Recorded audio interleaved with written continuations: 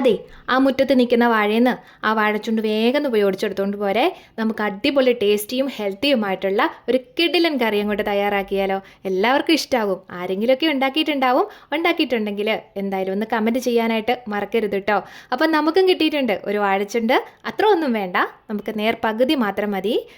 ഇതുപോലെ കൊത്തി അരിഞ്ഞൊക്കെ ഒന്ന് എടുത്തിട്ടുണ്ട്. നമ്മൾ തോരൻ എങ്ങനെയാണ് അരിയുന്നത് എന്ന് പറഞ്ഞ പോലെ തന്നെ.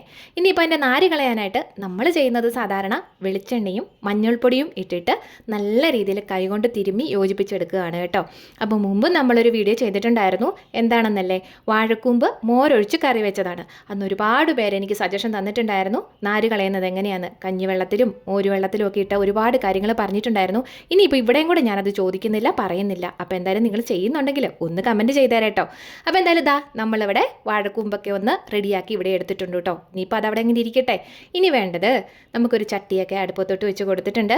നമ്മൾ വെളിച്ചെണ്ണ തന്നെയാണ് ഒഴിച്ചു കൊടുത്തിരിക്കുന്നത്. വെളിച്ചെണ്ണ ഇത്തിരി കൂടുതൽ ഇരുന്നോട്ടെ, ഒത്തിരിയൊന്നും വേണ്ട, വല്ലപ്പോഴും ഒക്കെ ആവാം.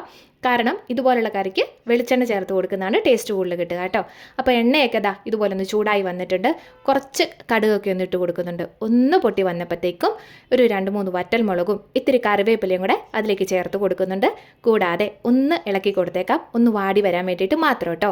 അങ്ങനെ അതൊക്കെ ഒന്ന് വാടി വന്നപ്പം നമ്മൾ റെഡിയാക്കി വെച്ചിരിക്കുന്ന വാഴക്കൂമ്പ് ഉണ്ടല്ലോ, അരിഞ്ഞു വെച്ചിരിക്കുന്നത്, അതെല്ലാം കൂടെ അതിലേക്ക് ഇട്ട് കൊടുക്കുന്നുണ്ട്.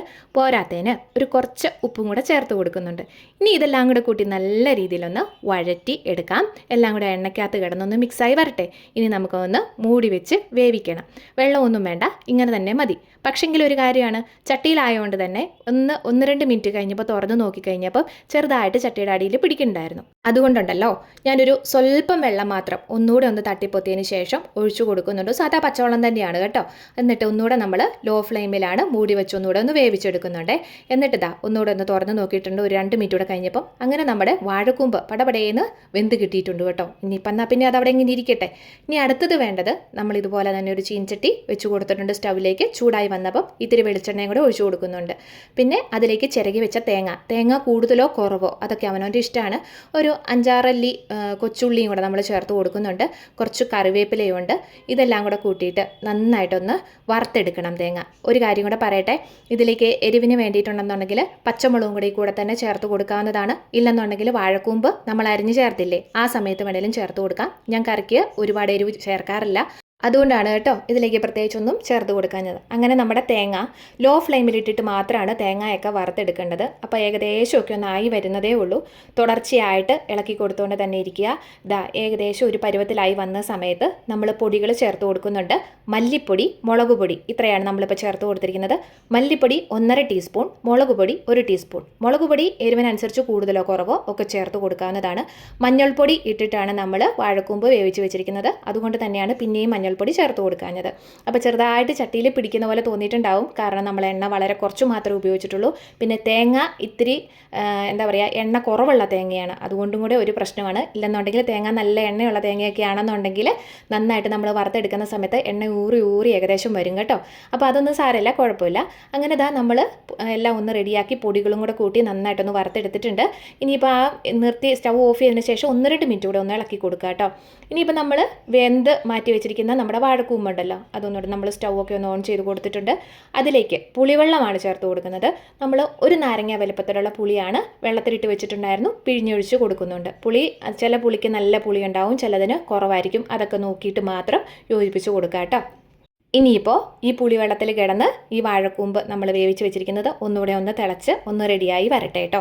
ആ സമയം കൊണ്ട് നമ്മളിവിടെ തണുക്കാനായിട്ട് മാറ്റി ഇവിടെ തേങ്ങ വറുത്ത് വെച്ചിട്ടുണ്ടായിരുന്നല്ലോ, അത് മിക്സിയുടെ ജാറിലേക്ക് ഇട്ട് കൊടുത്തിട്ടുണ്ട്. വെള്ളം തൊടിയിക്കാതെ നന്നായിട്ട് ഒന്ന് അരച്ചെടുക്കുക. പക്ഷേ സാധാരണ നല്ല എണ്ണയുള്ള തേങ്ങയൊക്കെ ആണെന്നുണ്ടെങ്കിൽ നല്ല വെണ്ണ പോലെ നല്ല രീതിയിൽ നമുക്ക് കിട്ടും. കളറും ഇച്ചിരി വ്യത്യാസം ഉണ്ടാവും. നമ്മുടെ തേങ്ങയ്ക്ക് എണ്ണ കുറവായതുകൊണ്ടും നമ്മൾ ഉപയോഗിച്ചിരിക്കുന്ന എണ്ണ കുറവായതുകൊണ്ടും ഒരുപാട് വന്നിട്ടില്ല. പക്ഷെങ്കിൽ തേങ്ങ നന്നായിട്ട് അരഞ്ഞു വന്നിട്ടുണ്ട്. നമുക്ക് നോക്കുമ്പോഴും കാണുമ്പോഴും ഇത് കണ്ടോ മനസ്സിലാവും. പക്ഷേ വെള്ളം തൊടിയിച്ച് വേണമെങ്കിൽ നമുക്ക് ചെയ്തെടുക്കാമായിരുന്നു. പക്ഷേങ്കിൽ കളറ് നമ്മുടെ കറിക്കൊരു കളറിൻ്റെ ഇത് വരുന്നുണ്ടല്ലോ, അതുകൊണ്ട് തന്നെയാണ് ചേർക്കാഞ്ഞത്. ഇനിയിപ്പോൾ പുളിവെള്ളത്തിൽ കിടന്ന് നമ്മുടെ വാഴക്കൂമ്പ് നന്നായിട്ടൊന്ന് റെഡിയായി വന്നിട്ടുണ്ട്. അതിലേക്ക് നമ്മൾ അരച്ച് വെച്ചിരിക്കുന്ന തേങ്ങയുടെ അരപ്പ് അതുപോലെ തന്നെ ചേർത്ത് കൊടുക്കുന്നുണ്ട്. നിങ്ങൾക്ക് വേണമെന്നുണ്ടെങ്കിൽ വെള്ളം കൂടെ കൂട്ടിയിട്ട് അരച്ചെടുക്കാം, കുഴപ്പമില്ല. പക്ഷേ കറിയുടെ കളറ് നമുക്ക് അത്രത്തോളം കിട്ടണം എന്നില്ല, അതുകൊണ്ട് മാത്രമാണ് ഞാനിങ്ങനെ ചെയ്തിരിക്കുന്നത് കേട്ടോ. അതൊക്കെ അവനവൻ്റെ ഇഷ്ടമാണ്. അപ്പോൾ എന്തായാലും നമ്മളതെല്ലാം ഒന്ന് ചേർത്ത് കൊടുത്തിട്ടുണ്ട്. ഇനിയിപ്പോൾ അതുപോലെ തന്നെ ഇട്ടിട്ട് ആ വാഴക്കൂമ്പിലേക്ക് ഇട്ടിട്ട് നന്നായിട്ടൊന്ന് ഇളക്കി യോജിപ്പിച്ച് കൊടുക്കുക. അതിനുശേഷം മിക്സിയുടെ ജാറ് കഴുകിയിട്ട് ഒരു കുറച്ചുകൂടെ വെള്ളം നമുക്കിതിലേക്ക് ചേർത്ത് കൊടുക്കാവുന്നതാണ്. ഒരുപാട് അങ്ങ് ചാറ് പോലെ ഒന്നും കിടക്കരുത് കേട്ടോ. നമുക്കിത് തൊട്ട് കൂട്ടാനും എന്നാൽ അത്യാവശ്യം അല്ലാതെ കൂട്ടാനും ഉള്ള പാകത്തിനാണ് നമ്മളിവിടെ തയ്യാറാക്കിയെടുക്കുന്നത്. എല്ലാം കൂടെ യോജിപ്പിച്ച് നമ്മളിവിടെ കൊടുത്തിട്ടുണ്ട്. ഉപ്പിൻ്റെയൊക്കെ കാര്യങ്ങൾ നോക്കുക. ഉപ്പ് കൂടുതലോ കുറവോ ഒക്കെ ആണെന്നുണ്ടെങ്കിൽ ഒന്ന് റെഡിയാക്കി എടുക്കുക. വീഡിയോ കണ്ടുകൊണ്ടിരിക്കുന്ന സമയത്ത് ഇഷ്ടമായിട്ടുണ്ടെങ്കിൽ ഒന്ന് സപ്പോർട്ട് ചെയ്യാനായിട്ട് മറക്കരുത്. ഇതുപോലുള്ള ഒരുപാട് റെസിപ്പീസ് നമ്മുടെ ചാനലിൽ അപ്ലോഡ് ചെയ്തിട്ടുണ്ട്. പ്രത്യേകിച്ചും വാഴക്കൂമ്പ് വെച്ചിട്ടുള്ള മുമ്പേ പറഞ്ഞിട്ടുണ്ടായിരുന്നു. മോരൊഴിച്ചിട്ട് അടിപൊളി റെസിപ്പിയാണ്, ഹെൽത്തിയാണ്. നമ്മുടെ കുഞ്ഞുങ്ങളെയൊക്കെ കഴിപ്പിക്കാൻ ഇതുപോലെയൊക്കെ ചെയ്ത് കൊടുത്തിട്ടുണ്ടെങ്കിൽ അവർ തീർച്ചയായിട്ടും കഴിച്ചിരിക്കും എന്നുള്ള കാര്യം ഉറപ്പാണ് കേട്ടോ. അങ്ങനെ നമുക്ക് കറിക്ക് ഇത്തിരി ഉപ്പ് കുറവുണ്ടായിരുന്നു, നമ്മൾ അതും കൂടെ ചേർത്ത് കൊടുത്തിട്ട് നന്നായിട്ട് ഒന്നുകൂടെ തിളപ്പിച്ചെടുക്കാം. ലോ ടു മീഡിയം ഫ്ലെയിമിലിട്ടിട്ട് വേണം ചെയ്തെടുക്കാനായിട്ട്. അപ്പോൾ എന്തായാലും ഒന്ന് നല്ല രീതിയിൽ ഒന്ന് തിളച്ച് വന്നോട്ടെ കേട്ടോ. പെട്ടെന്ന് തിളയ്ക്കാനായിട്ട് ഹൈ ഫ്ലെയിമിലിട്ടിട്ടൊന്നും ചെയ്യരുത്, സാവകാശം വേണം ചെയ്തെടുക്കാനായിട്ട്. കറിയൊക്കെ നല്ല രീതിയിലൊന്ന് തിളച്ചൊക്കെ വരുന്നുണ്ട്. നമുക്ക് വേണമെന്നുണ്ടെങ്കിലുണ്ടല്ലോ ഇതിലേക്ക് ഒരു നുള്ളു ശർക്കര ഇഷ്ടമാണെന്നുണ്ടെങ്കിൽ ചേർത്ത് കൊടുക്കാം, നല്ല ടേസ്റ്റാണ്. നമ്മളിവിടെ ശർക്കര അധികം ഒത്തിരി ഒന്നും ഉപയോഗിക്കാറില്ല, അതുകൊണ്ട് ഞാൻ ചേർത്ത് കൊടുത്തിട്ടില്ല. എണ്ണ കുറച്ച് മാത്രം കാണാനായിട്ട് ഇതുപോലെ കിടപ്പുണ്ട്. ഈ ഒരു പരുവം നമ്മുടെ കറി റെഡി ആയിട്ടുണ്ടെന്നാണ് അർത്ഥം കേട്ടോ. അപ്പോൾ എന്തായാലും വാങ്ങിയൊക്കെ വെച്ചിട്ടുണ്ട്. തീർച്ചയായിട്ടും ട്രൈ ചെയ്ത് നോക്കണം. ഇഷ്ടമായിട്ടുണ്ടെങ്കിൽ സപ്പോർട്ട് ചെയ്യണം, ലൈക്ക് ചെയ്യണം, ഷെയർ ചെയ്യണം, കമൻറ്റ് ചെയ്യണം. നിങ്ങളുടെ അഭിപ്രായങ്ങൾ എന്താണെങ്കിലും എന്നെ അറിയിക്കുക. വേറൊരു വീഡിയോയുമായിട്ട് ഇനി വരാം കേട്ടോ. ടാറ്റാ.